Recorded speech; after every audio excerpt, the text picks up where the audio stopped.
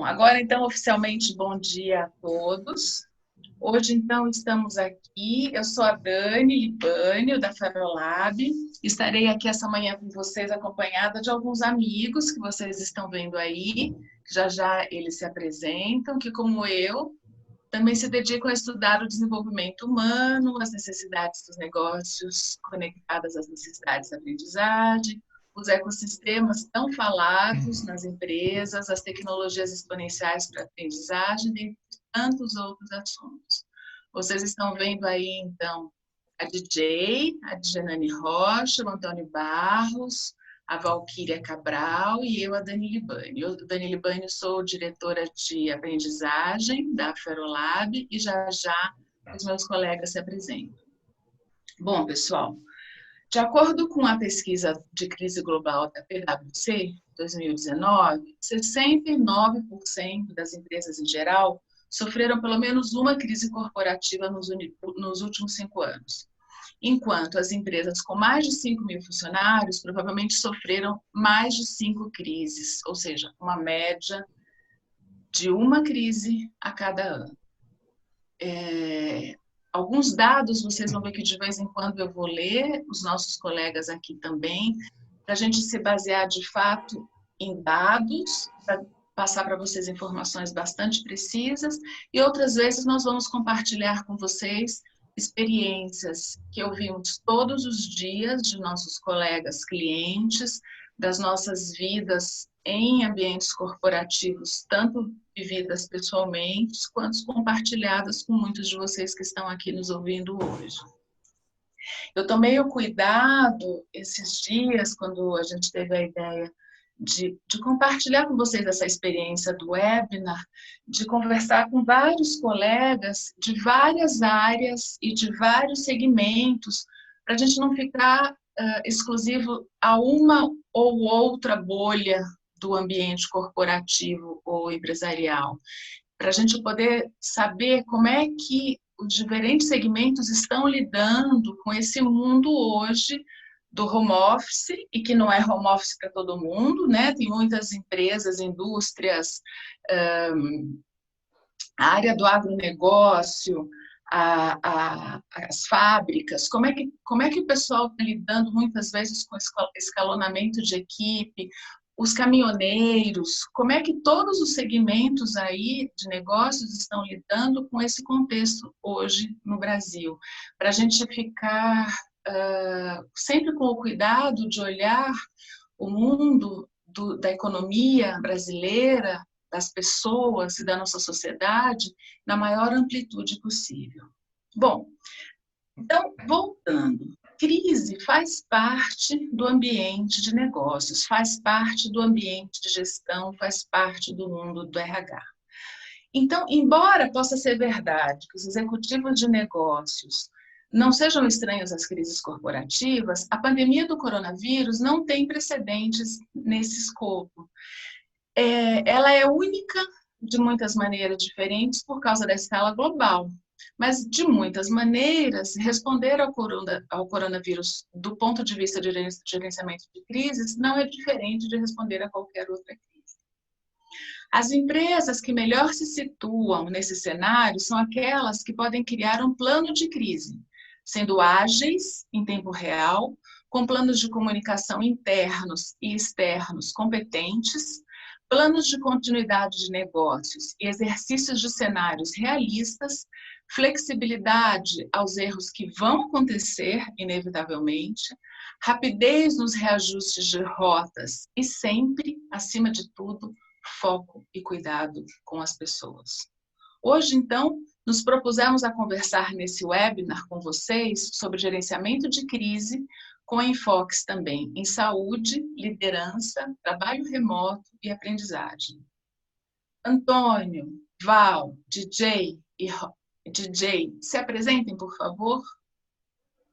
Ok, eu sou Antônio Barros, sou psicanalista, doutor em psicologia social pela USP e consultor parceiro da Ferrolab há muitos anos. Então, vou contribuir aqui com um pouco de visão em relação à saúde mental, à saúde como um todo, nesse tema da crise.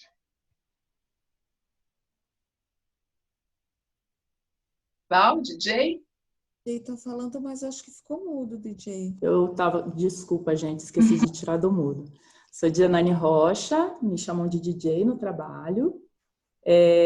Eu sou head de produtos da Ferolab e hoje eu vou falar um pouquinho para vocês sobre gestão de crise em si.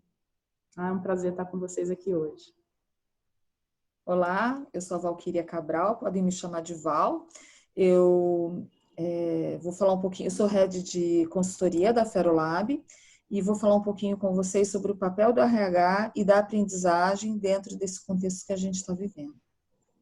Muito bem. Como vocês podem ver, estamos muito bem acompanhados desses colegas e também de vocês. Eu estou vendo aqui que o time de colegas também participando como ouvintes e já com as contribuições de experiências, de perguntas, também está riquíssimo. Obrigada pela participação, pessoal.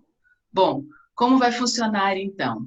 A nossa conversa terá duração total de 1h30 e pretendemos que, de fato, seja uma troca. Nós nos organizamos assim. Cada um de nós terá um pitch de 10 minutos, aproximadamente, e, em seguida, nós começaremos a responder, ou a trocar, ou a comentar o que está vindo aí pelo chat, tá bom?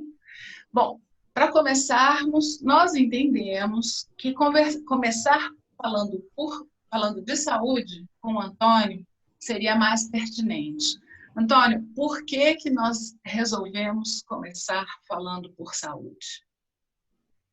Bem, Dani, na verdade, como se trata de uma crise, de uma situação que envolve saúde, né? Então nada mais natural do que a gente falar de saúde. Mas eu quero falar, além de saúde, quero falar da dimensão humana, da dimensão, né, do que essa situação está provocando em todos nós, né? Para além do contexto empresarial, para além de uma série de coisas.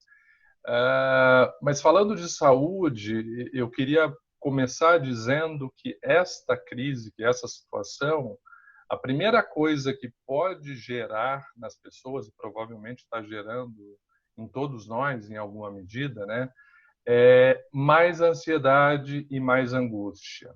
Alguns profissionais de saúde tendem a igualar ou tomar esses dois termos como sinônimos, né, mas eu prefiro a linha que eu sigo, a gente prefere distinguir um pouco, né? Quando a gente fala de ansiedade, a gente está falando de uma preocupação excessiva com o futuro e um certo sentimento de que a gente não é plenamente capaz de lidar com ele. Ao passo que quando a gente fala de angústia, né, a gente está falando de uma grande inquietação interna, de um desconforto maior, né, aquela coisa do aperto no peito, às vezes um nó na garganta, e de um medo meio difuso, não é um medo específico, medo de barata, medo de, sei lá, de voar, é um medo meio difuso, né? E a gente costuma dizer na psicanálise que a angústia tem a ver quando a gente se sente ameaçado como sujeito, como ser, inclusive, às vezes, no que se refere à nossa própria vida, né? Então, voltando, esta crise tem provocado, né, aí uma maior angústia, uma maior ansiedade nas pessoas. E o que acontece muitas vezes é que angústias profundas, e às vezes angústias muito antigas nossas, porque as nossas angústias elas começam a se formar lá na infância, né, elas começam a reaparecer de formas às vezes diferentes agora, né? Então, podem aparecer, por exemplo, na forma de sintomas outros, né? Ou podem agravar sintomas que já existiam. Eu poderia citar, por exemplo, sintomas físicos. Então, por exemplo, a pessoa começa a ter gastrite, começa a ter enxaqueca, começa a ter erupções na pele, etc. Insônia, né? Muita gente está aí perdendo o sono por conta disso. A gente pode ter um agravamento ou aparecimento de sintomas de comportamentos compulsivos, então comer demais, beber demais, comprar demais, etc. A gente pode ter pensamentos obsessivos ou de rituais intermináveis, então aquela coisa de conferir se trancou a chave, a porta 50 vezes, de se lavar até se ferir, agora com essa coisa da gente se higienizar com álcool em gel. Então, tem gente que está, né, exagerando nisso. E podem aparecer também formas de medos específicos, né? E os medos justamente recobrem, né, essas angústias que costumam ser mais profundas, mais antigas e tudo mais. Por exemplo, neste momento, a gente está falando num contexto corporativo, empresarial, né? Muita gente pode estar com medo de perder o emprego, né? De como é que vai ficar a situação nas empresas daqui a pouco ou no futuro, enfim, né?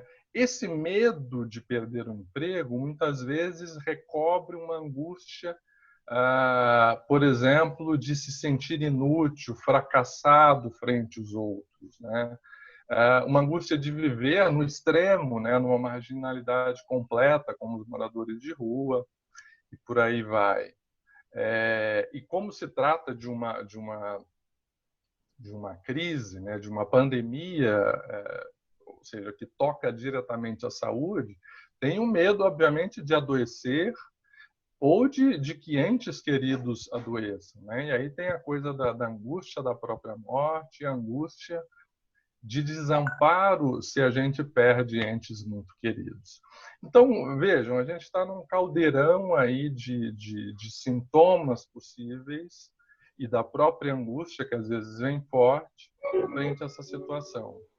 O que eu diria para todos vocês é assim, que a gente preste atenção em nós mesmos, né? Que a gente preste atenção nos sintomas que a gente está sentindo e apresentando. E que a gente preste atenção no entorno também, né? Ou seja, nas pessoas com as quais a gente convive, com colegas de trabalho, com liderados, com os líderes, com familiares, com amigos, enfim. E o que a gente pode oferecer nesse caso é escuta, é apoio, é perguntar: você está se sentindo bem? Como é que está isso para você? Acho que a gente está no momento de necessitar de apoio mútuo mesmo, de estar muito atento com o que está acontecendo, repito, com a gente mesmo e com os outros, né? O que acontece também nesse contexto é que essa angústia e esses sintomas todos podem se agravar um pouco pelo bombardeio de informação que a gente está recebendo, né? Então, todo mundo está super antenado na internet, na TV, em notícias diversas sobre o que está acontecendo na crise e o que está sendo feito. Ok, isso é importante. Mas isso acaba justamente nos deixando mais apreensivos, mais angustiados, mais ansiosos, tá?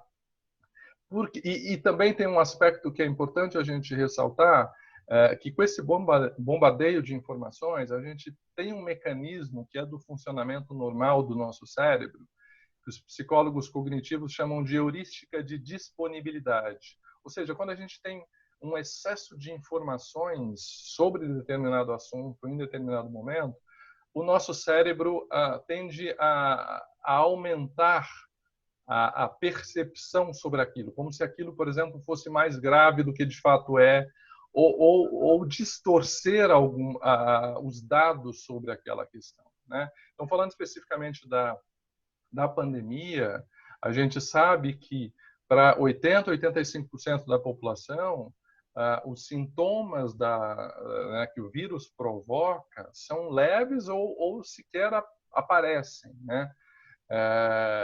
E que mesmo para idosos, que é o público-alvo mais vulnerável, né, principalmente idosos com mais de 80 anos, cerca de 85% deles vão sobreviver, vão ficar bem, né, apesar de passarem talvez um período de sofrimento aí com a doença.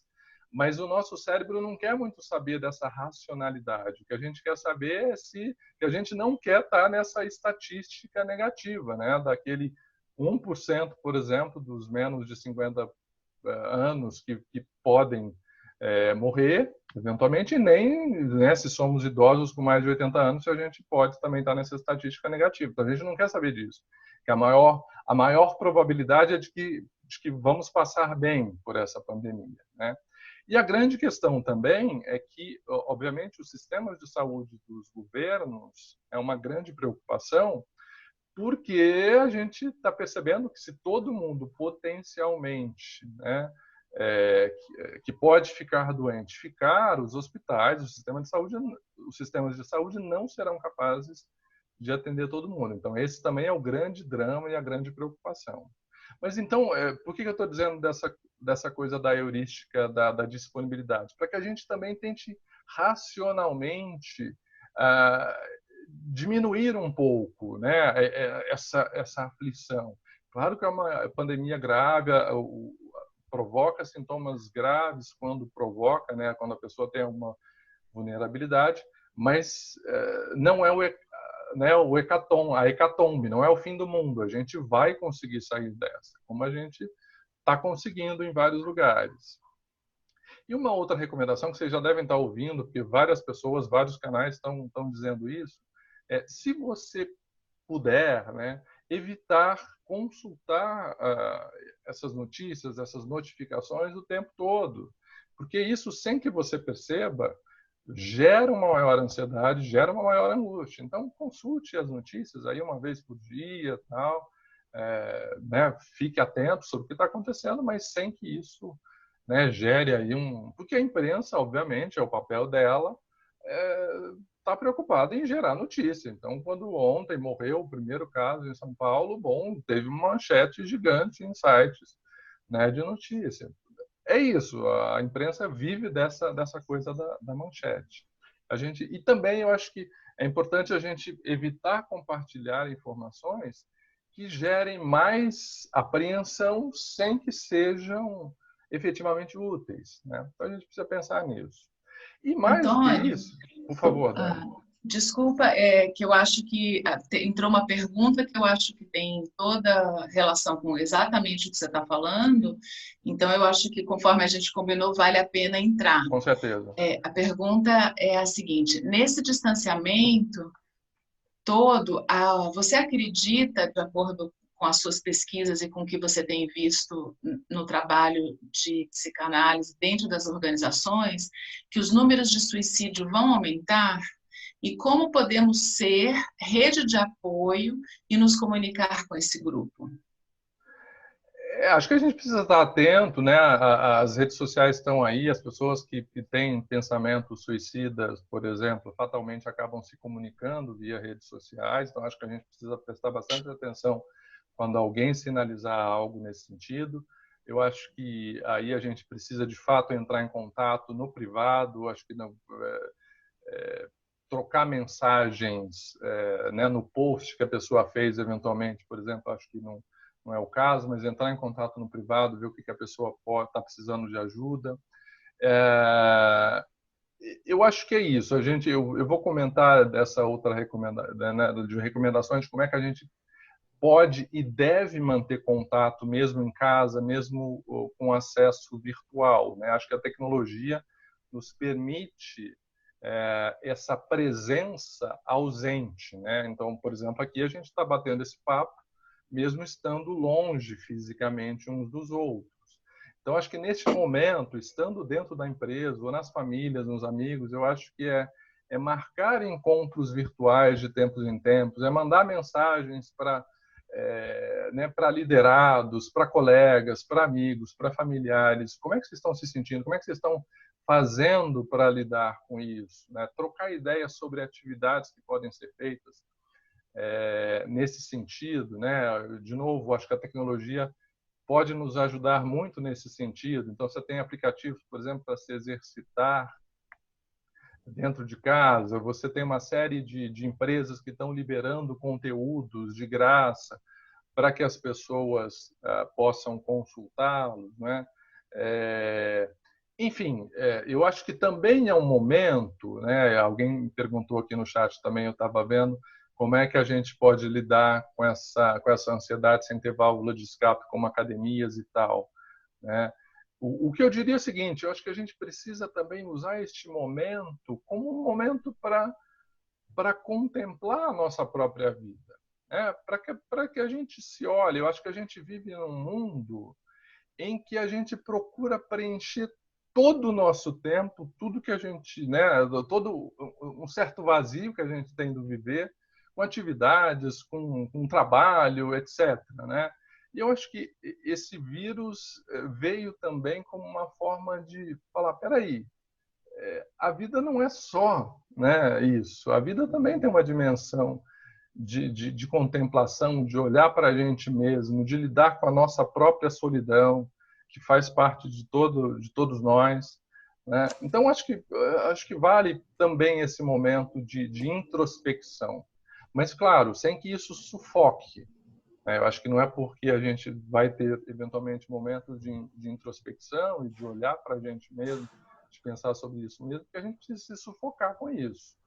Acho que precisou de ajuda, está se sentindo muito sozinho, se sentindo angustiado, entre em contato, né? Fala com colegas, fala com amigos, fala com familiares. Olha, vamos marcar uma reunião virtual aqui, vamos combinar um lanche virtual. Muitas empresas já fazem isso nas suas equipes virtuais, né? Então combinem isso também no âmbito pessoal, né? Vamos trocar ideias sobre uma leituras que a gente fez, vamos trocar ideias sobre séries, né? As séries hoje em dia são tão divulgadas, então acho que vale isso. E também pensar sobre esse momento, né? Ou pensar sobre o que eu fiz da minha vida até agora, eventualmente pensar em projetos que estavam engavetados e que nunca puderam ser desengavetados. Acho que esse é o momento também de pensar nesse tipo de coisa. Tá? Dani, eu só queria comentar que a Renata falou também aqui que a meditação também é uma ótima alternativa. E quem sabe aprender a meditar, né? Porque não claro. Um processo que muitas vezes a gente quer começar, mas tem dificuldade para iniciar, né? O que você acha disso?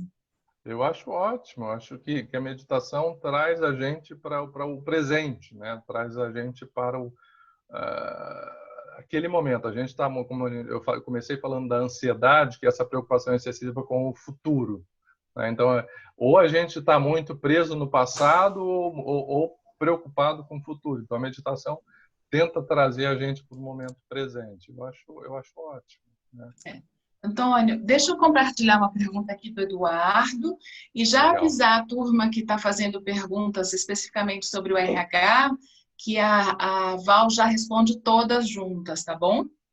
Okay. O Eduardo, você está lendo aí, Antônio?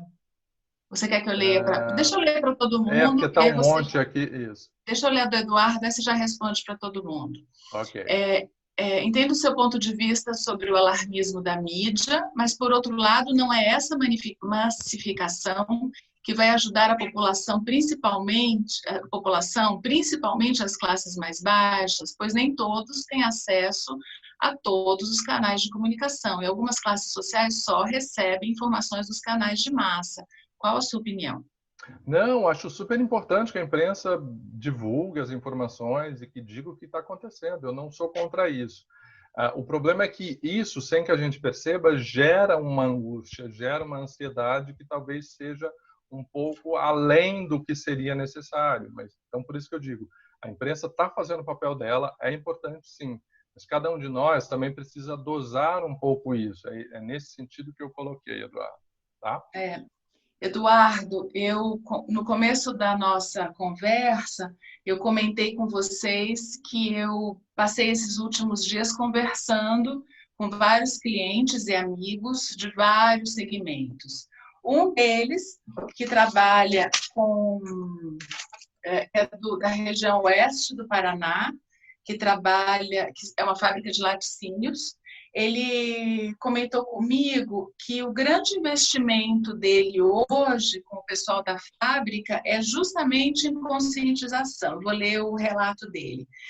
Ele tem observado que, na maioria dos casos das pessoas de fábrica, as pessoas não entenderam a gravidade do coronavírus. Eles minimizam a gravidade da doença.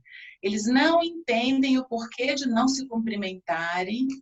Inclusive, ele conta que nessa região que ele está, as pessoas são muito afetivas no contato físico, de cumprimentar e se abraçar. Acham exagero essa questão de lavar a mão e passar álcool gel toda hora, fora de casa, porque dentro da fábrica eles já estão habituados com todas as regras de higiene. Eles acham exagero. E, inclusive, os caminhoneiros que trabalham para a fábrica de laticínios. Então, o que eles estão fazendo? O WhatsApp é a rede de comunicação mais usual, então, eles abriram um canal contra fake news, e que está sendo bastante utilizado, virou uma febre lá dentro, ele me relatou. E eles perguntam o dia inteiro. Então, eles recebem uma coisa nas redes de família e privadas e tal, e eles mandam para o canal se é verdade ou é fake news. E isso tem melhorado muito o nível de conscientização das pessoas. Dia sim, dia não, eles param a fábrica para fazer uma roda de discussão sobre o coronavírus, também no intuito de conscientização sobre a doença e de eliminar as fake news. Até porque eles mandaram para casa, eles deram férias para todo o grupo de risco e isso gerou alguns casos de depressão porque as pessoas desse grupo de risco acharam que iam ser demitidas. Então, é muito isso que a gente está falando, né? Eu achei bem interessante. Outra última coisa, só para compartilhar, achei o relato dele muito interessante. Eles estão numa luta para conseguir um profissional de saúde dentro da fábrica e não estão conseguindo. Então, eles estão tratando isso ainda com informação e revezamento deles próprios, ajuda de amigos, enfim, que são as pessoas que estão fazendo essas rodas de conversa e lidando com esse WhatsApp de fake news. Um depoimento real aí. Legal, eu achei ótimo que você trouxesse essa coisa de roda de conversa, porque eu acho que é por aí mesmo. Eu acho que a liderança precisa organizar as suas equipes nessas rodas de conversa, saber como é que estão se sentindo, além de discutir, obviamente, os projetos, seja lá o que tiver em andamento do negócio, né? Mas saber, né, saber como as pessoas estão reagindo a isso e o que pode ser feito. Eu acho que mais do que simplesmente dizer que estão sentindo isso, aquilo, outro, eu acho que é pensar coletivamente formas criativas de como lidar com essa situação, né? Eu né, acompanho empresas dando cursos há muitos anos pela Fero, e vejo assim que várias pessoas, vários líderes, enfim, ou membros de equipe comentando que não tem tempo para parar, para analisar melhorias, para avaliar como é que estão fazendo o que estão fazendo, para avaliar o propósito daquilo que fazem, né? Então eu acho que esta é uma oportunidade de parar para pensar nisso também, né? De pensar por que a gente faz o que a gente faz, do jeito que a gente faz, né? Por que a gente... E acho que talvez seja o caso de repensar não só modos de trabalho, mas o estabelecimento de metas, como é que as pessoas são mobilizadas para isso, às vezes são até oprimidas nesse sentido, enfim. Acho que a gente tem uma oportunidade grande de reavaliar tudo isso. Perfeito. Sobre isso tem mais uma pergunta, e aí a gente já vai fechando, Antônio, e aí eu falo sobre liderança. Mas, Antônio, vou te colocar mais duas questões, mas aí a gente já encerra você neste primeiro momento, tá bom? Perfeito. Eduardo, é isso aí, tô vendo aqui teu feedback e estou à disposição para a gente conversar sobre isso depois. Eu gosto muito desse assunto também, porque às vezes a gente fica num casulo, né? A gente fica numa bolha, desculpa, não é num casulo, a gente fica numa bolha, a gente tem que abrir realmente para todo mundo todo mundo do trabalho, né? E não se organizar em pequenas bolhas, né? A gente tem que falar para todo mundo. Com certeza. Enfim, duas perguntas aqui, Antônio. Antônio, nota 10, tá? Tá vindo o elogio aqui. Em geral, quanto tempo os adultos levam para se habituar ao confinamento? Há alguma recomendação diferente para as crianças, especialmente essa geração que já está viciada em jogos? Eu já vou botar outra junto para você já juntar as duas numa resposta vou te pedir objetividade, tá, meu amigo? E como dosar este momento de introspecção, reflexão, para não entrarmos num casulo e deixarmos de lado a empatia e olhar para o coletivo. Então, é assim, é o tempo que os adultos levam para se habituar ao confinamento. Isso eu acho que Talvez depende as de cada crianças, pessoa, acho que isso tá? depende de cada um, acho que não tem uma regra geral. As crianças, acho que a recomendação é trazê-las para junto da situação, ou seja, vamos organizar horários, acho que tem que também estabelecer regras, e acho que tem que assumir o papel de pais, né? Hoje em dia os pais terceirizam muito essa coisa do papel deles, então é a hora de fato assumir esse papel de organizar, de trocar, de perguntar como é que as crianças estão sentindo, mas de colocar limites também, acho que é super importante. E a última pergunta, Dani, que era para não Peraí. tornar alguma coisa sufocante, algo assim, né? Se eu não... Marília, você consegue abaixar para mim a segunda pergunta que eu fiz? Eu falo aqui para vocês. Obrigada. Como dosar esse momento de introspecção, reflexão, para a gente não entrar num casulo? Tá. Isso. Perfeito. É isso, Marília? Bom, deixa eu Isso. falar bem rapidamente, que eu acho que aí eu já encerro a minha fala mesmo. Tá bom. Acho que a minha última recomendação é assim, porque senão justamente a gente entra numa introspecção, naquela coisa que eu acho que é super importante, a gente lidar com a nossa solidão, com o nosso vazio, isso também faz parte da vida, né? Com as perdas, que acho que a gente vai estar passando por um momento que provavelmente vai transformar o modo como a gente faz negócio, o modo como a gente se relaciona socialmente. Mas eu acho que assim é super importante a gente focar no que é positivo também, né? Então, trazer notícias positivas, eu estou vendo uma série de iniciativas nesse sentido, de iniciativas criativas. Ontem eu recebi um site, razõesparacreditar.com, que eu achei sensacional, dei uma olhada depois, eu não conhecia o site, recebi ontem. Muito bom. Celebrar pequenas vitórias, pequenas alegrias com os amigos, virtualmente com os colegas, e eu acho que não deixar o humor de lado. Acho que neste momento a gente precisa do humor. Então, as piadinhas, os memes, eu acho que são um jeito da gente extravasar e de descarregar psiquicamente, né? Então, a gente não pode deixar de usá-los, né? De usar esse tipo de recurso. É super importante, especialmente num momento como esse. E a última fala, eu digo o seguinte, né? Às vezes a gente discute sobre determinadas situações, se o copo está meio vazio, se o copo está meio cheio. E eu digo que para qualquer situação humana, o copo está dialeticamente meio vazio e meio cheio. Tá? Então, a gente tem sim uma situação grave, sofrida, angustiante, mas a gente tem também uma possibilidade de nos reinventarmos, né, como funcionários de empresa, como negócios e como sociedade. É isso. Ô Dani, deixa eu fazer um comentário. Veio uma pergunta da Andréia, que é uma pergunta bem importante. Andréia, a gente vai segurar um pouquinho a sua pergunta, que na hora que eu falar do RH, eu vou responder junto com o Antônio, tá bom? Ela traz uma questão de caminhoneiros, que tem uma questão que eu acho que é importante a gente segurar e a gente responde juntos na hora que eu for falar, tá bom, Antônio? Perfeito.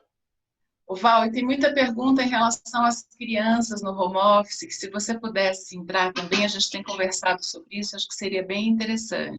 Sim, esse assunto já estava na pauta e eu vou dar um reforço, tá? Já vou... Tá bom. Bom, pessoal, meu objeto de estudo já há alguns anos é liderança.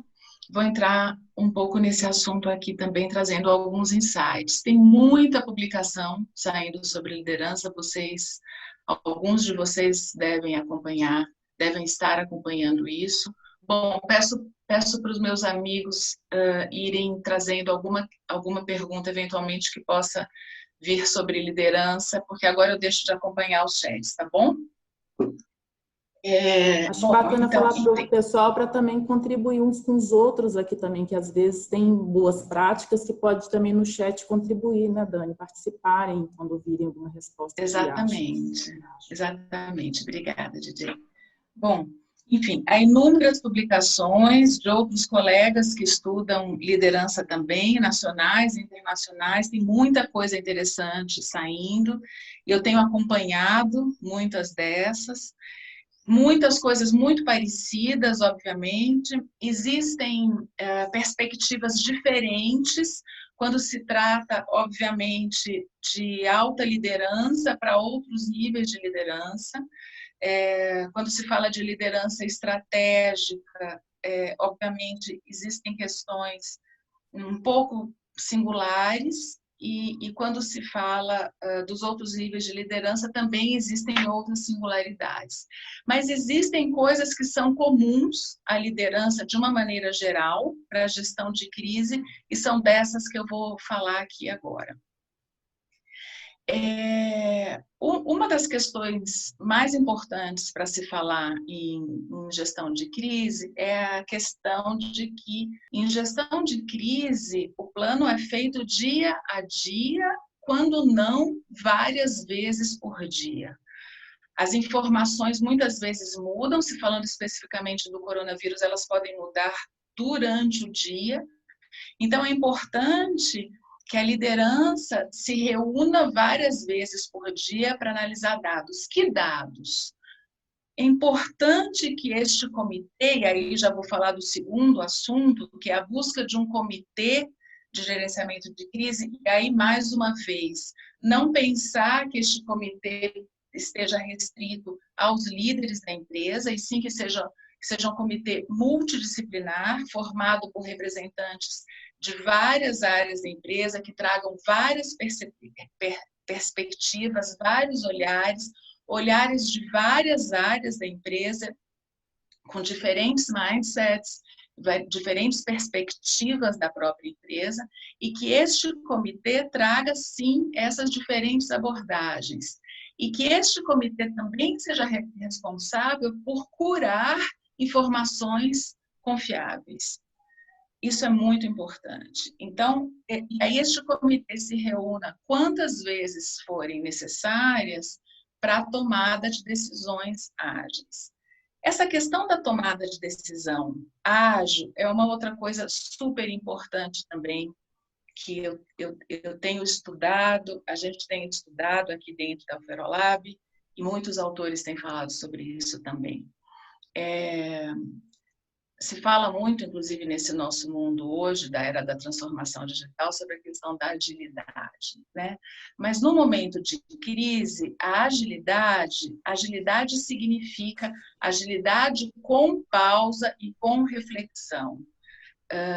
Tem um artigo super interessante da McKinsey que saiu há alguns dias atrás, que eles falam, inclusive, na questão de pausa, avaliação e antecipação da ação. Uma das características da liderança de sucesso, né, da liderança high potential, do líder inspirador, é o sujeito que antecipa o futuro para a tomada de decisão. Então, isso sempre se permanece, né? Isso se permanece a questão do líder focado em pessoas como o primeiro grande foco da sua existência como líder, né? O líder é o sujeito que tem como primeira missão de vida desenvolver pessoas e, por meio delas, gerar resultados. Isso permanece, por mais que venham novas questões, e todas as novas questões que vêm com a era da transformação digital, o desenvolver pessoas, ele permanece, talvez com outros skills juntos, com outras capabilities juntos, mas desenvolver pessoas permanece. Mas, nesse contexto de crise, a pausa é fundamental. E a reflexão em cima de dados confiáveis, porque incógnitas e surpresas, às vezes os fatos não são claros dentro do prazo necessário para a tomada de decisão, e ele não deve recorrer à intuição jamais, né? É muito importante. E esse comitê, ele tem que sempre estar trazendo informações e, junto com esse líder, ter esses momentos de pausa, de avaliação, de reflexão e ação. A medida certa para a tomada de ação no momento certo, é o mais difícil. Mas é isso que tem que ser feito nesse momento. Junto a isso, vem a questão do equilíbrio emocional. Vocês podem até estar pensando assim, Dani, que difícil, né? Difícil mesmo. Ninguém falou que liderança é algo fácil, além de solidário. O que se propõe, em tudo isso que a gente vem lendo e pesquisando, é que essa rede de relações, e que tem tudo a ver com o mindset digital, que é o pensamento em rede, que é o mindset colaborativo, e que tem tudo a ver também com essa reflexão que não só Antônio traz, mas que toda essa reflexão que neurocientistas, psicólogos e tantas outras pessoas têm trazido nesse momento que a gente está vivendo hoje. Vejam, eu tenho trazido muito com os meus colegas também essa reflexão. Todos os processos de globalização da história da humanidade, eles trazem a expansão e o recolhimento, né? Esse momento que a gente vive agora, ele traz também essa questão de recolhimento e de autorreflexão para o que a humanidade precisa.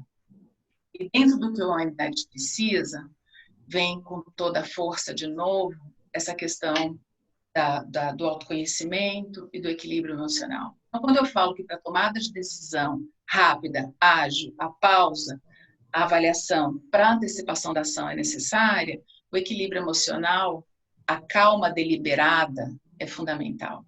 E aí vem também uma coisa que vem sendo chamada de otimismo limitado, né? Muitos gestores são criticados no início da crise, apresentar para os seus colaboradores um otimismo que muitos julgam como um otimismo injustificado, né? As pessoas estão vendo o caos e o líder está lá, não, vai tudo dar certo, vamos lá, calma, pessoal, vai dar tudo certo.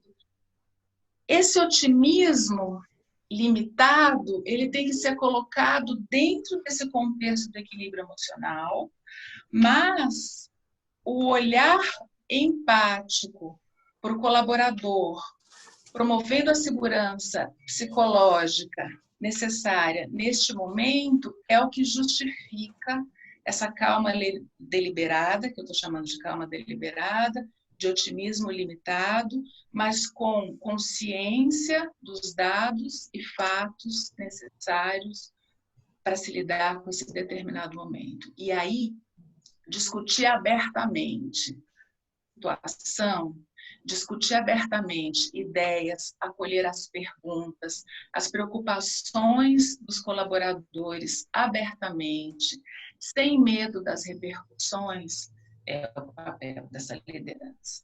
Isso permite que essa rede entenda a situação e como lidar com elas através de um debate saudável. E aí essa rede que se propõe que seja composta na empresa, ela tem que ter autonomia para tomada de decisão, autonomia de resposta, da mesma forma que a alta liderança tem que ter essa autonomia. E aí, pessoal, a confiança tem que ser o grande pilar estabelecido com muita sobriedade, com muita base, com muita solidez dentro dessa empresa. Sem confiança estabelecida, e a confiança está na base de uma cultura sólida, a gente não consegue isso. Então, segurança psicológica, equilíbrio emocional, pausa para avaliação, antecipação da ação, para tomada de decisão, são todas essas questões que a gente precisa ajudar, ensinar, apoiar o líder para que ele consiga. Difícil? Dificílimo. Me coloco nesse lugar como líder. Fala, Antônio. Eu queria só fazer uma rápida pergunta para você nisso que você está falando.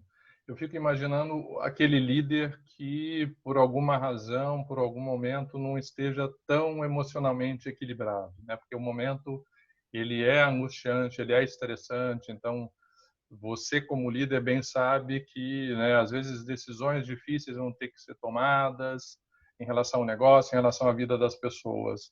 Então, como fazer nesse caso, né? Porque nós somos humanos, então, por mais que queiramos estar no equilíbrio, obviamente, mas, obviamente, vai haver situações e momentos em que a gente não vai estar tão equilibrado. Então, o que você diz para esse líder nesse momento que não está tão emocionalmente equilibrado? Vocês vão me dizer que é o de sempre, né? Lidar com o erro, como o erro fazendo parte da nossa vida, né? E isso parece discurso vazio, mas é o discurso que a gente tem que aprender a lidar na nossa vida e que é muito difícil, né? Eu mesma digo com muita franqueza, é muito difícil lidar com o erro com tranquilidade. A gente não lida com o erro de maneira fácil, a gente se pune e se martiriza muito cada vez que a gente erra. Erro e vulnerabilidades também, né? Erro e vulnerabilidade. Muito difícil, gente. E é tudo que a gente precisa agora. É tudo que a gente precisa. Mas aí o trabalho que a gente e as empresas e o RH, né, podem apoiar esse líder com ações aí de desenvolvimento, de treinamento e desenvolvimento, de capacitação, enfim, para apoiar essa liderança, inclusive para lidar com o erro, porque eles vão acontecer. Eles vão acontecer. Lidar com esse erro, com esses erros, levanta, sacode a poeira e dá a volta por cima, né? E agora, amparado por esse comitê, por essa rede de apoio que tem que ser constituída na gestão da crise, não vou te dizer que os erros não vão acontecer. Eles vão acontecer, mas eles vão acontecer num ambiente coletivizado. Perfeito. E aí serão mais mentes para administrar a gestão do erro e dar o próximo passo, que é mitigar o erro e reorganizar a rota e seguir em frente. Ô Dani, eu vou aproveitar que você está justamente nesse ponto do líder, quando ele também está num momento de desequilíbrio, de insegurança, enfim. E tem uma fala da Camille aqui, que ela fala assim: tenho ouvido de muitos colegas que estão trabalhando de casa, que seus gestores não confiam na equipe, estão pedindo relatórios detalhados diários e o envio de e-mails a cada minuto, mesmo que a situação não peça. Nesses casos, como fica? Como fica o outro lado? Como o colaborador deve lidar com o líder que não confia e não inspira confiança? Mas além da pergunta de como o colaborador deve lidar, né, Dani, como orientar também e trabalhar esses líderes para que eles trabalhem em si essa questão da confiança, porque também é uma questão do líder não estar bem preparado e não estar bem consigo mesmo, não estar seguro e acabar descarregando isso nas equipes, né?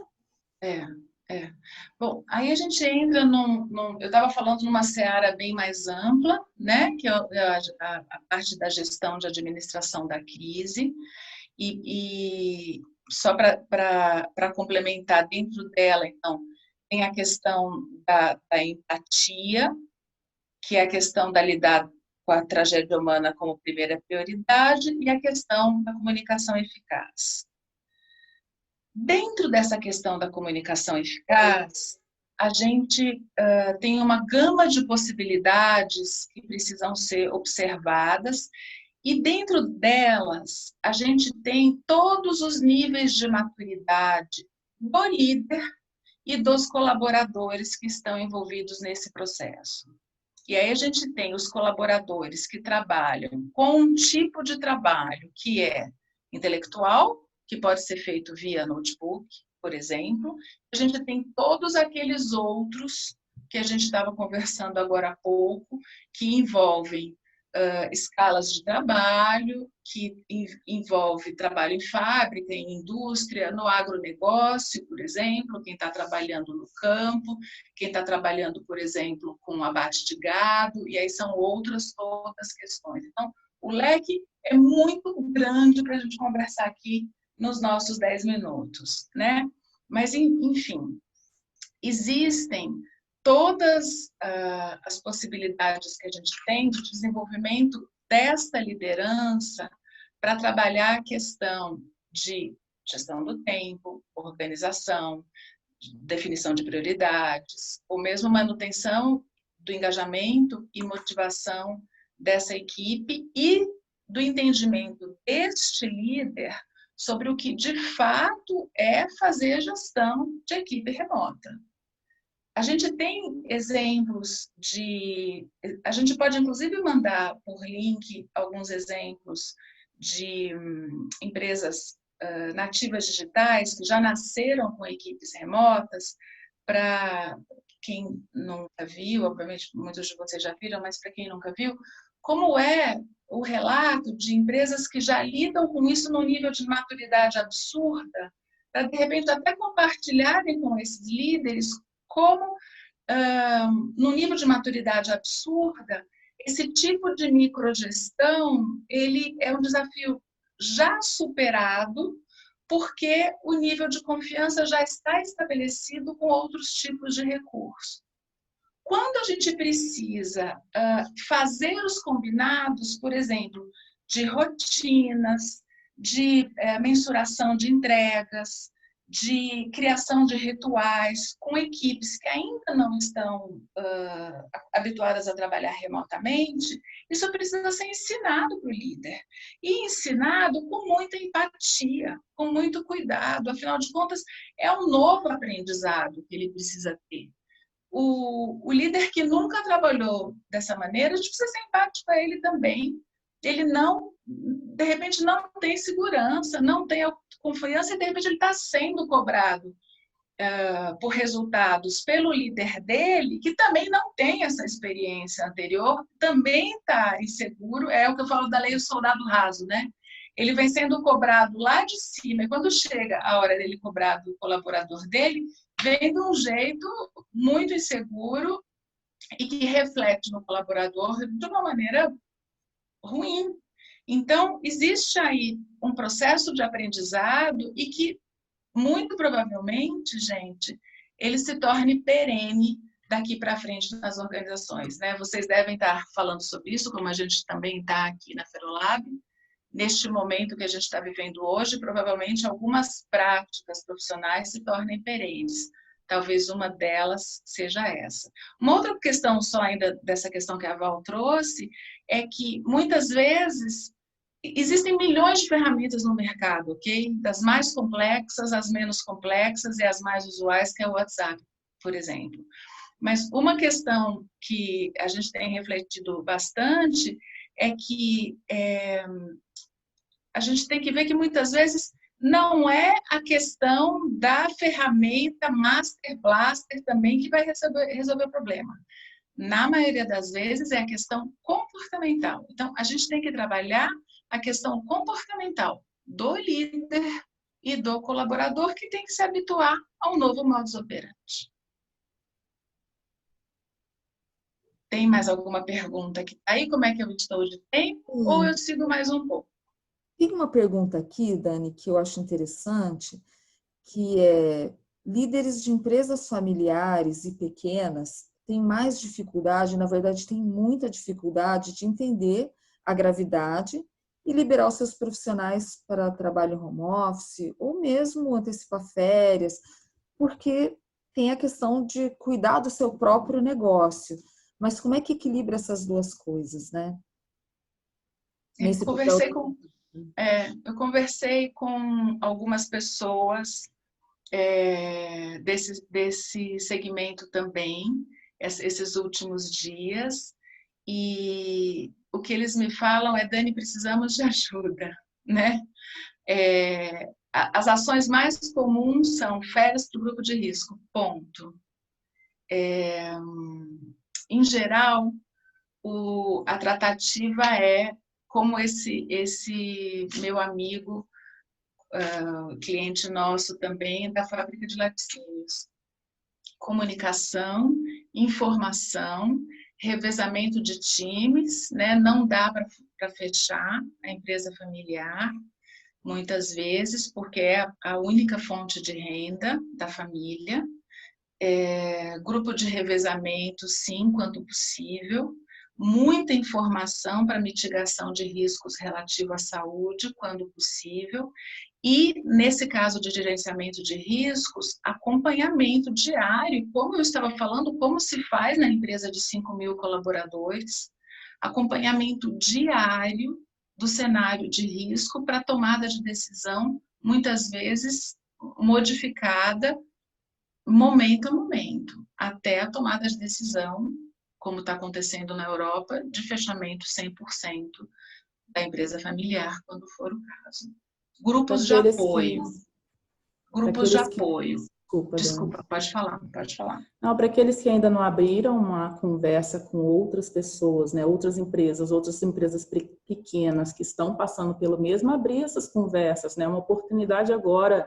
A gente está sendo forçado nesse momento, algumas empresas que eram resistentes a algumas práticas novas que o novo mundo aí está trazendo para a gente, agora elas estão sendo meio que forçadas a implementarem aquilo que elas estavam resistentes, né?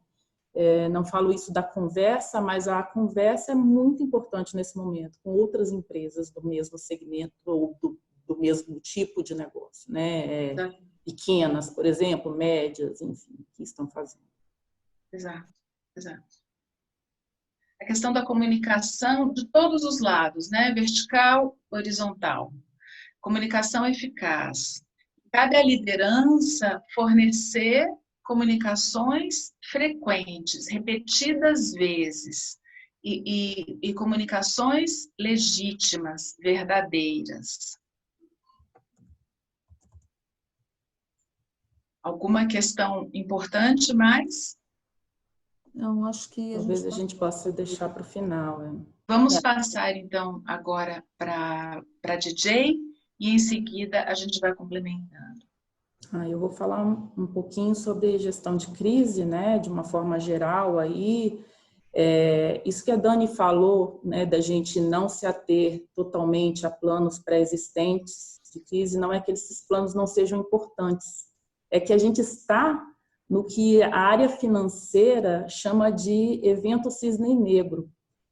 Depois eu vou colocar um link aqui para vocês que fala um pouco sobre isso no livro do Nassim Taleb, que ele explica que esses eventos, eles são aqueles eventos que são inesperados, né? A gente não são imprevisíveis, a gente não conhece nada deles, a gente também não sabe qual vai ser a consequência que ele vai ter.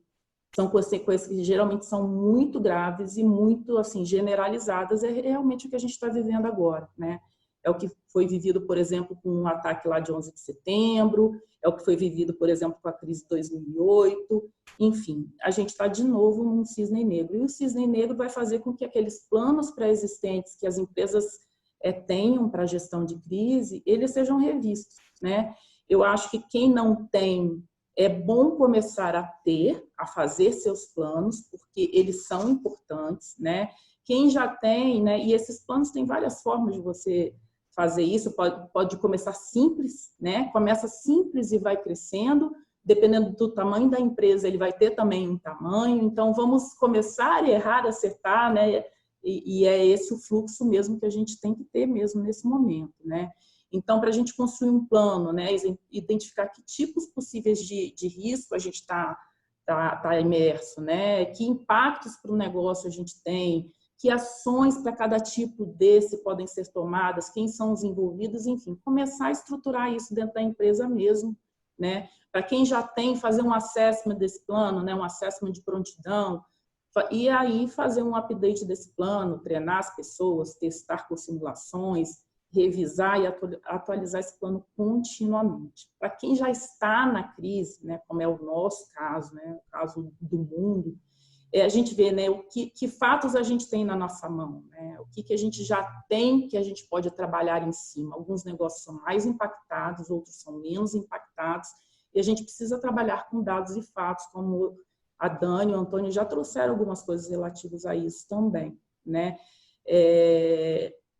Isso que eu estou falando não é só para esse momento de agora, né? É para qualquer crise que a gente venha enfrentar no futuro. Então, a gente precisa pensar que esse plano vai ter que ter ali o que poderia ter sido evitado. Neste caso, né, não está muito na mão dos nossos negócios, mas no plano tradicional de crise, de gestão de crise, a gente o que poderia ter evitado essa situação, né? Quais ações contribuíram para que acontecesse, né, o fato em si, e qual é o status atual que a gente tem, e a partir daí que decisões estratégicas precisam ser tomadas. E aí tem um rol de decisões aí que a gente como negócio, alguns exemplos a Dani já trouxe mesmo, o estabelecimento de um comitê, e esse comitê tem algumas decisões, às vezes, difíceis para tomarem, né?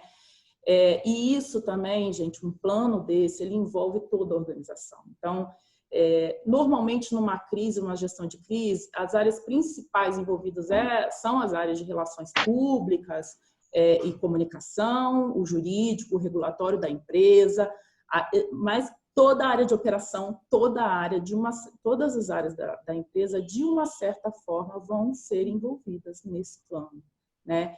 E o que é muito importante para a gente fazer um plano de gestão de crise adequado, né? A gente conhecer, de fato, os nossos stakeholders. Isso, assim, importantíssimo. Conhecer para a gente saber como a gente vai se comunicar com eles, né? A gente também identificar quem são os porta-vozes da nossa empresa, né? Então, normalmente são os executivos mais sêniores, né? Esses porta-vozes, e é bom a gente estabelecer pessoas que sejam bem vistas, queridas, confiáveis, para que a gente consiga comunicar adequadamente. E vejam bem, não são só os stakeholders de fora, os de dentro da organização. A gente já falou aqui um pouco da questão da comunicação para dentro, né, para os colaboradores, enfim. E depois que a crise passa, né, o que a gente aprendeu com ela? Então, esse plano também tem que prever isso, o aprendizado pós-crise. Como é que para quê? Né? Porque a gente precisa atuar melhor de uma próxima vez. Né? Então, identificar a causa raiz, qual foi o gatilho, o que pode ser feito de diferente, né, para que a gente evite futuramente, o que a gente aprendeu com o nosso plano de gestão de crise atual, né, e o que pode ser melhorado nele. Então, assim, nisso tudo que eu estou falando, a liderança ela tem um papel crucial. A mentalidade que a gente falou aqui do líder, que tem que estar aberta a erros, aberta a vulnerabilidades, tem que estar muito aguçada nesse momento, porque ele tem que ouvir, aceitar erros e ter uma lição aprendida a partir daí, né, para que ele possa melhorar a atuação nele no futuro. Né? Um pouco do que eu disse aqui, um pouco do que eu falei do cisne negro, esse mesmo autor, o Nassim Taleb, ele traz um outro conceito que é muito importante para esse momento, que é o conceito de antifragilidade. Tem um livro dele que chama-se Antifrágil, eu também vou colocar para vocês aqui, que é como a gente pode emergir mais fortes após momentos de crise. Né? Então, o mundo hoje está cada vez mais complexo, mais interconectado, e isso traz para as empresas, para a sociedade como um todo, momentos de crise mais frequentes. Né?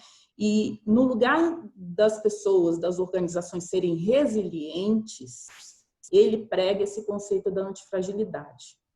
Né? A antifragilidade, resumindo mesmo, é como a gente exercitar um músculo nosso. Quando a gente vai exercitar um músculo, ele num primeiro momento ele sofre, a gente machuca o músculo para que ele atrofie. Machuca mesmo, fisicamente ele é machucado e ele atrofia. Com isso, ele se torna mais forte e os próximos exercícios que ele vai fazer vão ser mais fáceis. E ele vai passar também a conseguir fazer coisas, pegar mais peso, ele vai conseguir fazer exercícios de uma forma mais consistente. Esse é o conceito também da antifragilidade que a gente pode adotar no nosso negócio. É a mesma coisa. Como é que a gente se exercita, como é que a gente passa por uma crise, né, e atua firmemente nela e resolve as coisas que precisam ser resolvidas e aprende com essa experiência.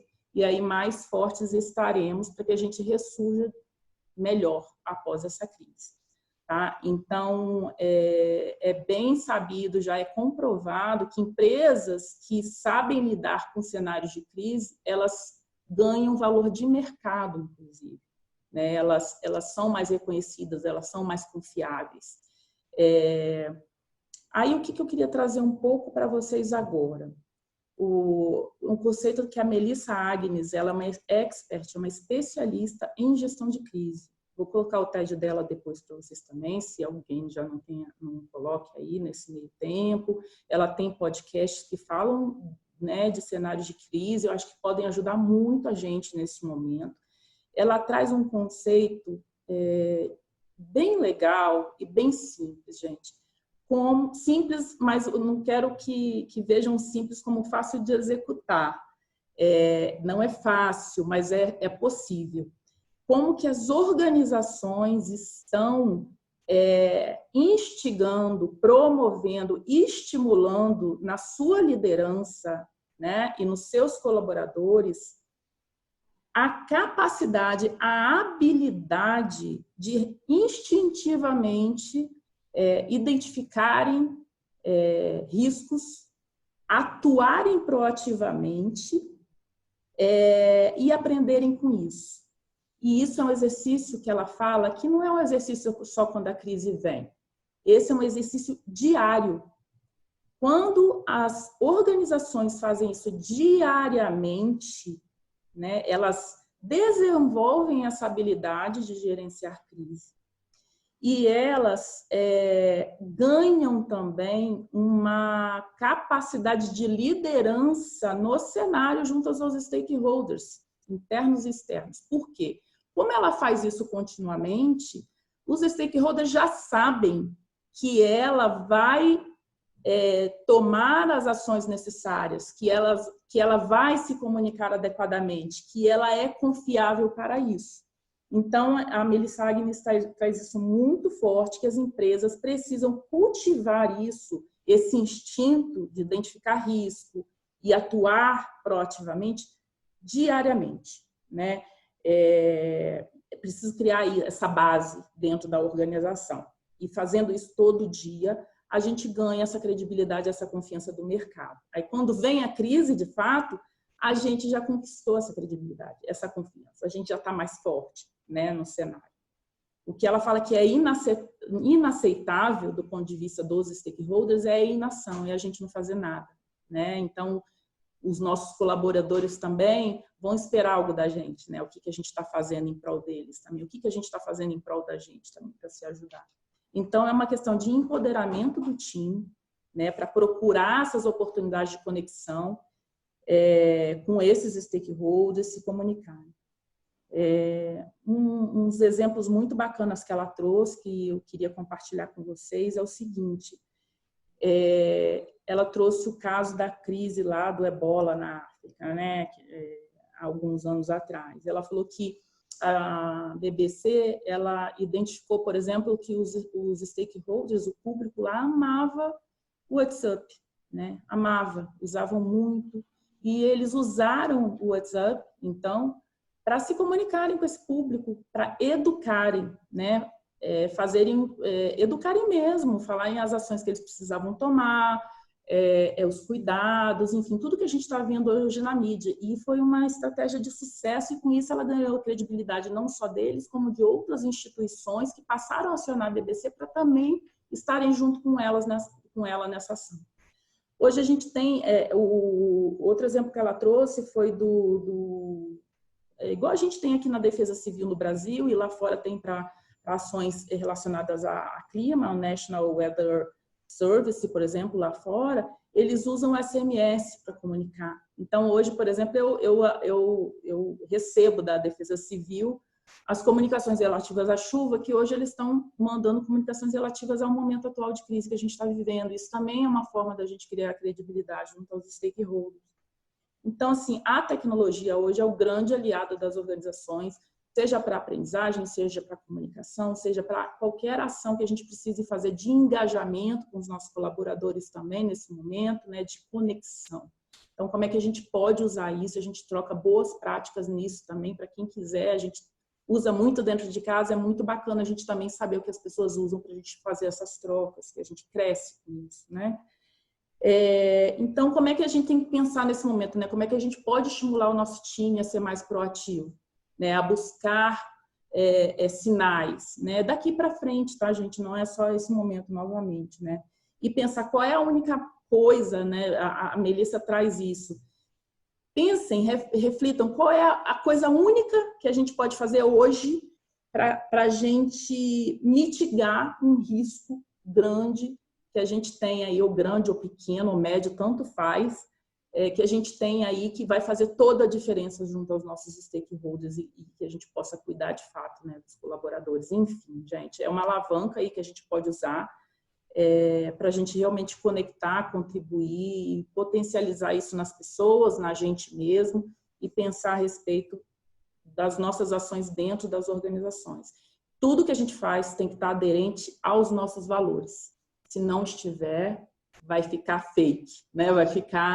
Não vai ficar genuíno. Então, pensem nisso também, que é uma mensagem importante para a gente neste momento.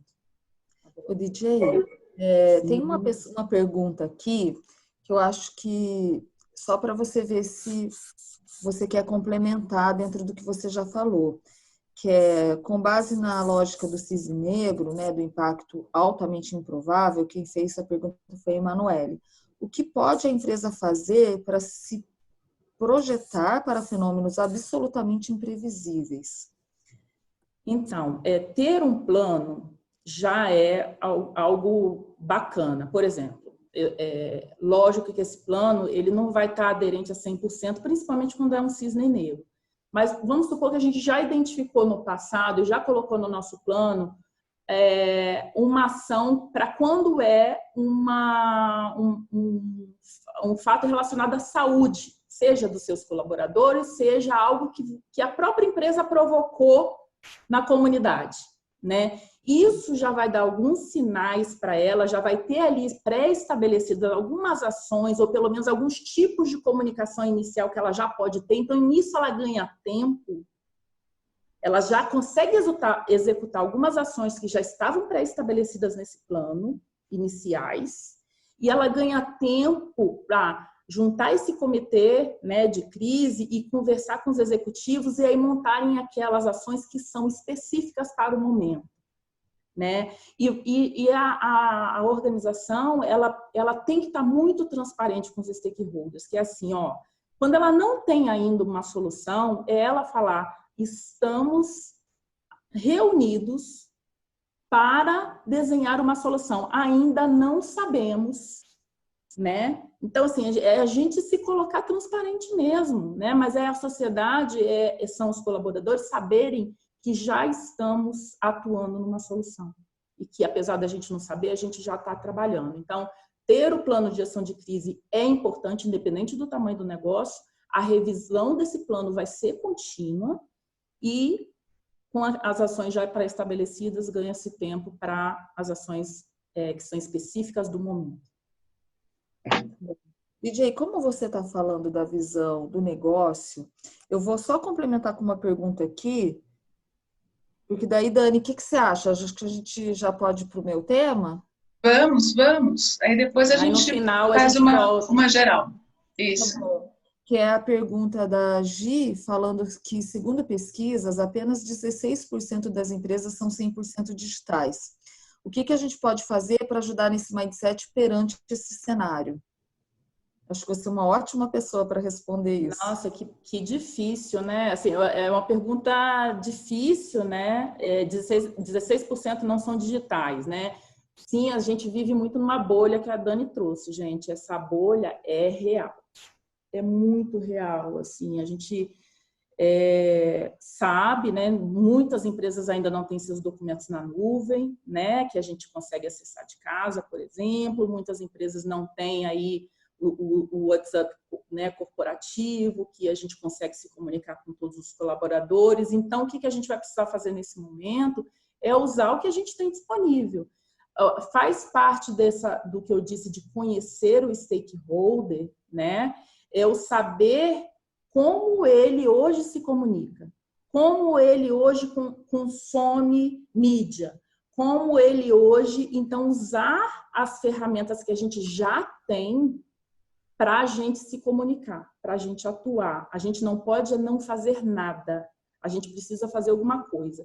Em alguns lugares é o telefone, né? E aí o SMS, mas assim, vamos buscar aí ver o que a gente tem E quem não tem esse plano, quem não tem essas ferramentas, é o momento ideal para começar a fazer. Eu sei que quem não tem, não teve tempo, né, de fazer nesse meio tempo, mas assim, comecem a fazer, porque crises, com esse mundo interconectado que a gente está, cada vez tão global, crises vão ser cada vez mais frequentes. A gente sabe disso. Então, a gente precisa começar a ter esses planos aí e continuamente estar revisitando.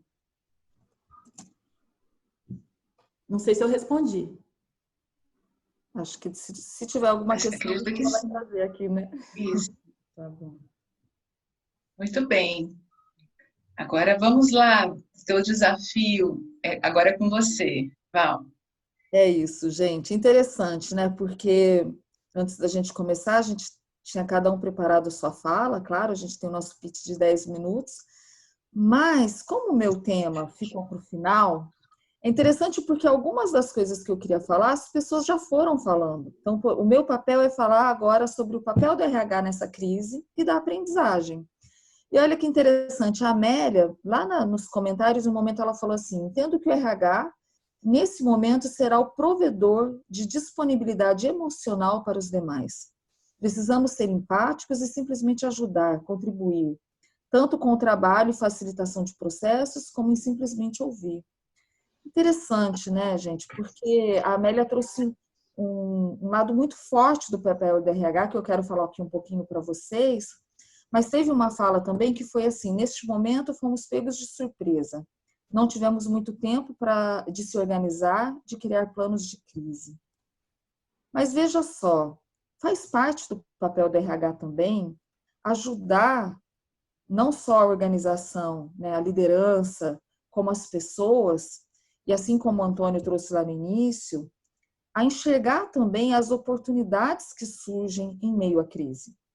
Quando a gente fala que crise é igual a oportunidade, né, o copo meio cheio, o copo meio vazio, mas faz parte do RH ajudar as pessoas a identificarem não só oportunidades pessoais de crescimento, de desenvolvimento da liderança, como também oportunidades de negócio, né? Ajudar a liderança a sair do pânico, sair do desespero, sair dessa frequência, e uma vez que estamos centrados, conseguimos enxergar, sim, oportunidades.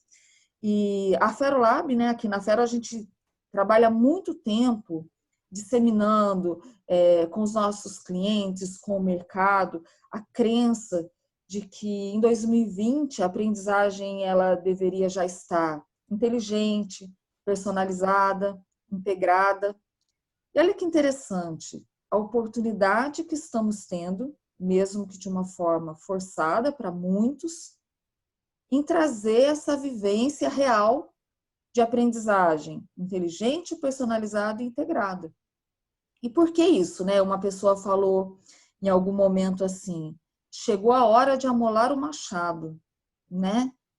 E é isso, gente. Às vezes a pausa forçada nos obriga a amolar o machado, a parar, a refletir sobre como trabalhamos, por que trabalhamos do jeito que trabalhamos. Muitas vezes nos força a buscar alternativas de usar esse momento para ajudar as pessoas a se desenvolverem, a desenvolver a liderança. Mas aí as pessoas podem perguntar assim, meu Deus, mas a gente teve que cancelar os encontros presenciais, como vamos desenvolver as pessoas? Tem inúmeras maneiras das pessoas se desenvolverem e do RH, dentro do seu papel de apoio nesse desenvolvimento, dar suporte para que esse desenvolvimento, para que esse aprendizado aconteça. Existem inúmeras maneiras disso acontecer, a gente vai falar um pouquinho delas agora. Mas é importante trazer também, às vezes a gente fica, como o RH, muito focado no comitê da crise, que ele é fundamental, mas a gente tem também um papel de olhar esse momento como uma oportunidade de ajudar as pessoas a se desenvolver, de ajudar as pessoas a encontrar, aprender a fazer gerenciamento do seu tempo, né? Ajudar essa liderança a aprender a trabalhar a confiança, ajudar essa liderança a aprender a encontrar novas maneiras de liderar e gerenciar o seu time, mais focadas na entrega, no resultado, e não se a pessoa está logada o dia inteiro. Tem uma coisa, eu vou falar um pouquinho sobre a questão do inteligente, do personalizado e do integrado, mas eu queria antes falar sobre a questão da empatia. Porque a gente já falou um pouquinho da empatia aqui ao longo da nossa conversa, mas se não houver empatia, não tem como haver personalização. É difícil, algumas pessoas podem pensar, poxa, mas eu sou um RH enorme, eu tenho milhares de funcionários, vocês estão ficando loucos, como é que eu vou pensar em personalização? Como é que eu vou pensar em empatia?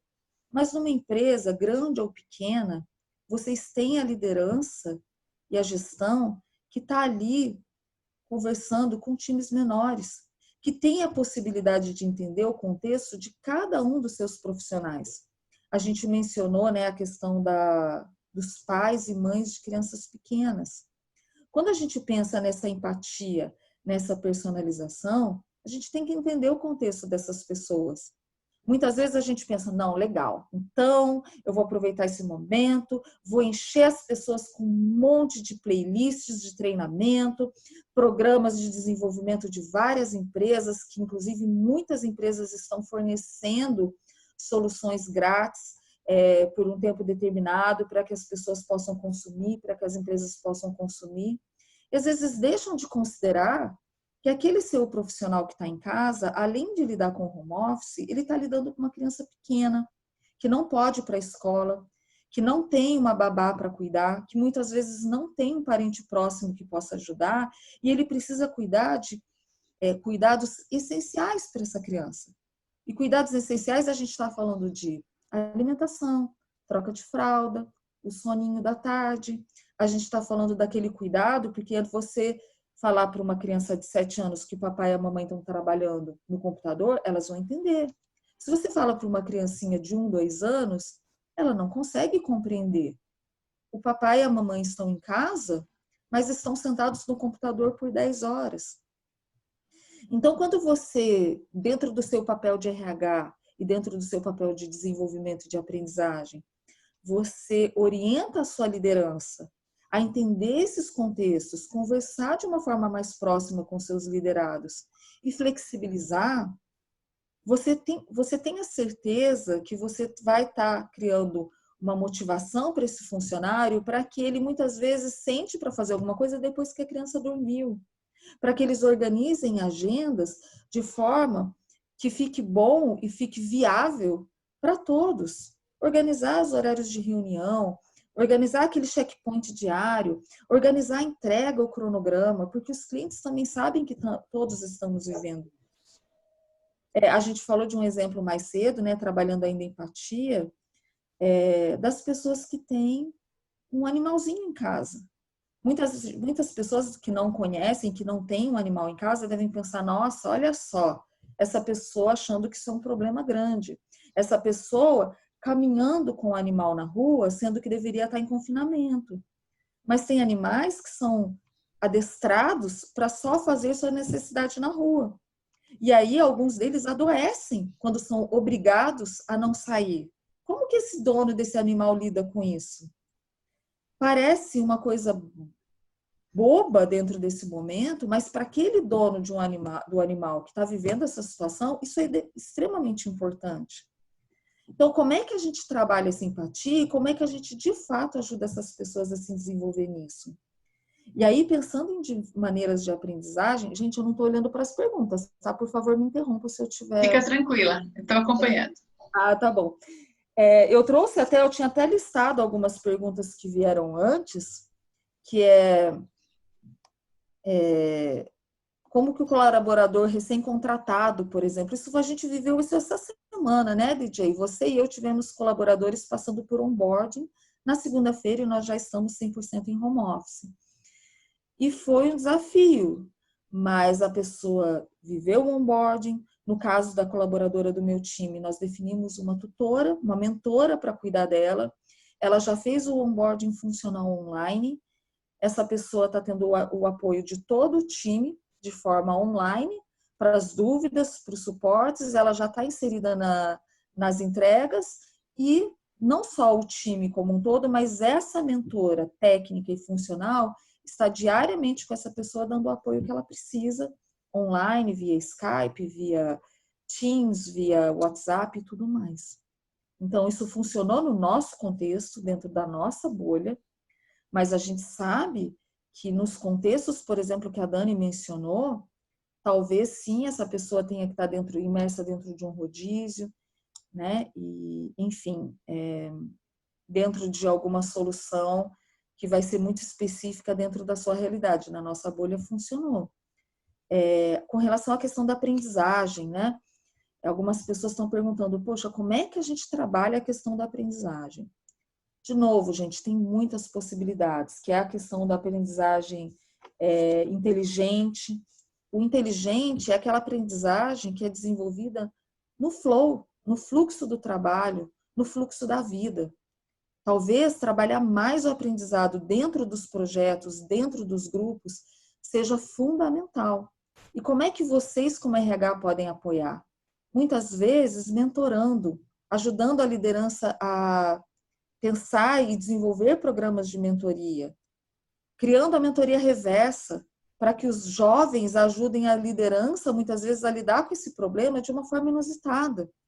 Será que vocês estão ouvindo os jovens da sua empresa para pensar o que eles pensam sobre lidar com essa crise? Talvez eles tenham algumas soluções que a gente não está conseguindo enxergar, não é verdade? Outra maneira é pensar no on the job. Como vocês podem pensar em scripts e maneiras de suportar essas pessoas no dia a dia ali do trabalho, por exemplo, para o onboard, por exemplo, com uma pessoa mais experiente. E no Integrada, como é que a gente fomenta essa aprendizagem social? Nós temos falado muito da figura dos influencers, pessoas que já são formadores de opinião, que já fazem curadoria de conhecimento, já são especialistas. Será que a gente não pode trazer essas pessoas para junto, para elas pensarem como curar conhecimento, como disponibilizar o conhecimento que elas têm por meio de playlists, por meio das ferramentas que vocês já têm de colaboração, para disponibilizar esses conhecimentos para os demais? Porque é uma forma, inclusive, dessas pessoas se tornarem referência e esse conhecimento ser disseminado dentro da própria organização. Outra maneira, tem pessoas que estão em home office hoje, mas que por diversas características do negócio, elas não conseguem estar plenamente ativas em suas funções. As áreas de aprendizagem já estão se mobilizando para buscar conteúdo, buscar experiências, buscar playlists de aprendizado para disponibilizar para essas pessoas. Só tomem cuidado, aí trazendo a liderança para junto, para entender o contexto de cada uma dessas pessoas e não tornar essas playlists, essas sugestões de aprendizado mais um fardo para essa pessoa que pode, de repente, não estar no momento de muita sobrecarga de trabalho, mas pode estar no momento de muita sobrecarga emocional, lidando com um idoso dentro de casa, lidando com uma criança pequena, lidando com alguns contextos deste momento de crise que a gente está vivendo e que a gente não pode desconsiderar o momento emocional, o momento pessoal dessas pessoas. E aí tinha uma pergunta que me veio, que eu falei, essa pergunta eu acho que eu vou responder com o Antônio mais tarde, deixa eu até relembrar qual que era a pergunta. Eu posso fazer uma? Pode, enquanto isso eu vou achar a pergunta que eu falei que eu ia fazer com o Antônio. Já lembrei, já achei, já. Passa essa primeiro, porque eu aqui estou com ela guardadinha. Tá bom, a pergunta foi assim, a melhor forma de lidar é através da comunicação, usar a visão sistêmica para isso, esclarecimentos e empatia. Em nossa empresa, afastamos aqueles que fazem parte do grupo de risco, os caminhoneiros estão recebendo informações e kits de higienização, ou seja, estão recebendo orientação, formação.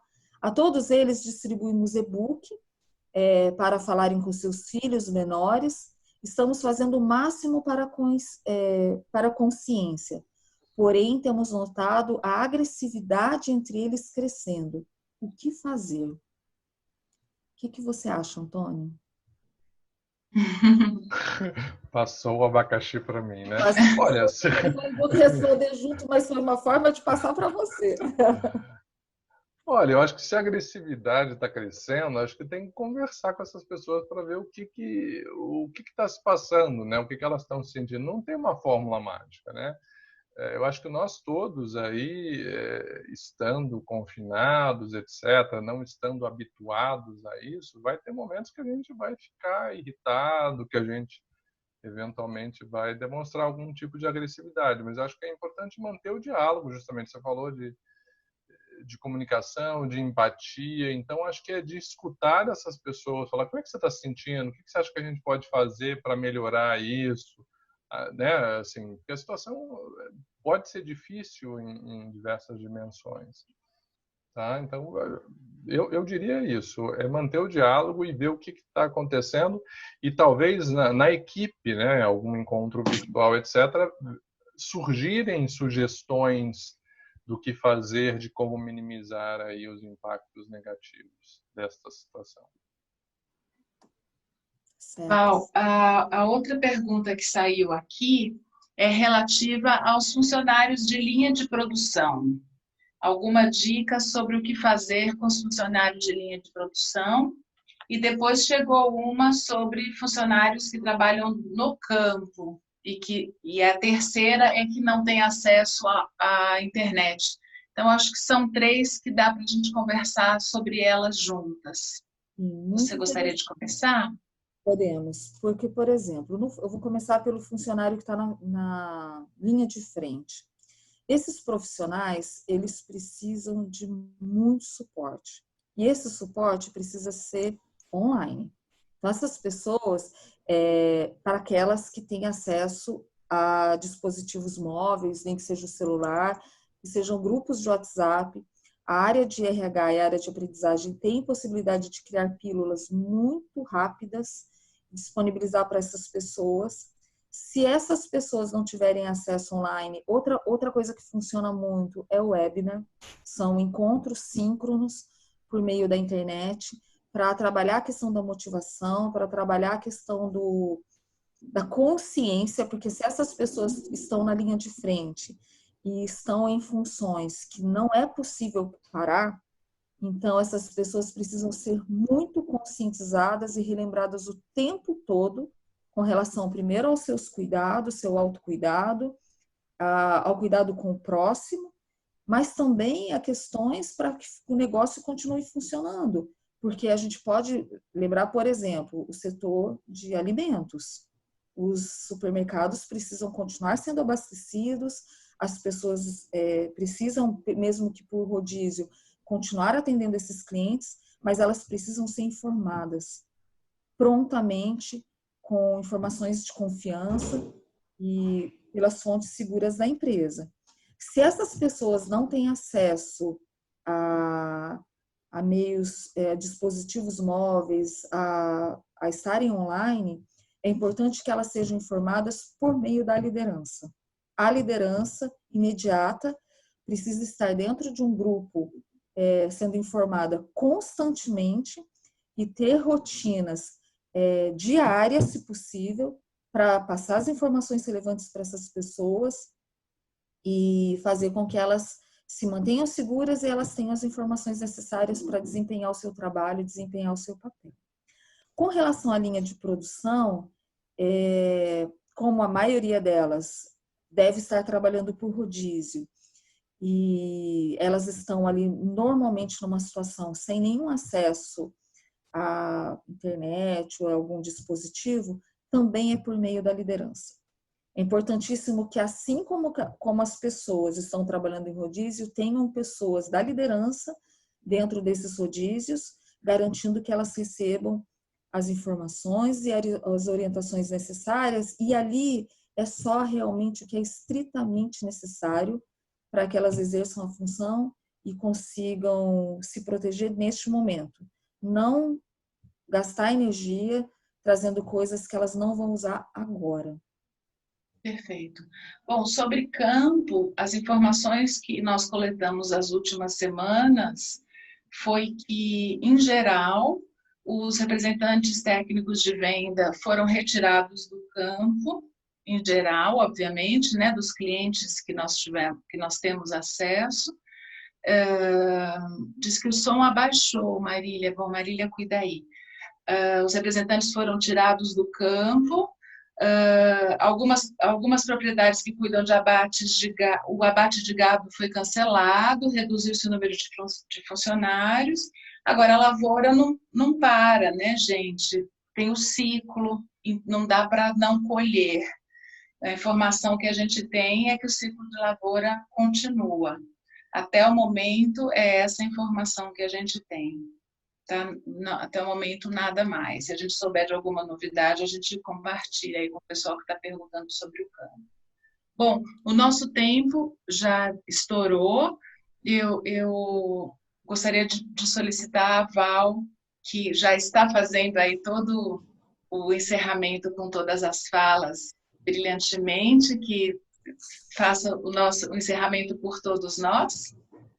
Sim. E aí a gente encerra de uma vez.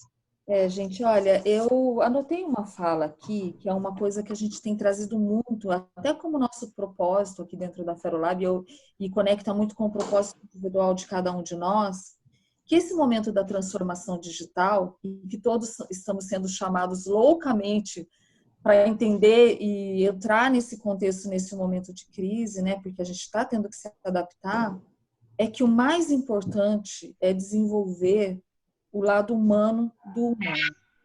Eu acho que o que está acontecendo nesse momento é que nós estamos tendo a oportunidade de ajudar, de desenvolver isso em nós e desenvolver nas pessoas. A empatia, o pensar no próximo, o ficar em casa e muitas vezes usar a rede social e usar os nossos mecanismos de comunicação para potencializar o humano, né? Porque antes a gente estava frente a frente, mas usava essas ferramentas de uma maneira até meio leviana. Agora que estamos isolados, a gente precisa usar a tecnologia para potencializar o nosso humano, para ajudar a gente se cuidar, cuidar dos outros, cuidar daquele idoso que está na porta do lado, isolado, e precisa de uma ajuda para fazer uma compra. Lembrar daquele nosso colega que mora sozinho em São Paulo, que não tem família perto, a família mora lá em Minas, mora lá não sei aonde. Será que essa pessoa está bem? Será que ela está bem psicologicamente? Alguém pensou em dar uma ligada para essa pessoa? Enfim, é uma bandeira que a gente cuida, que a gente levanta, e eu acho que agora, melhor do que nunca, a gente precisa cuidar e potencializar o melhor do humano. Isso aí. Muito obrigada. Obrigada a todos pela participação. Obrigada ao marketing da Ferolab nos apoiando brilhantemente também. Obrigada a todos pela excelente contribuição, riquíssima. Ficamos de responder de uma maneira ou de outra todas as questões não respondidas. Nosso canal é abertíssimo, sempre. Estamos aí, sempre. Antônio, participação especial. Obrigadíssimo, brilhante, Imagina, como sempre. Obrigado a você. Obrigada. Obrigada, gente. Tchau. Obrigada, gente.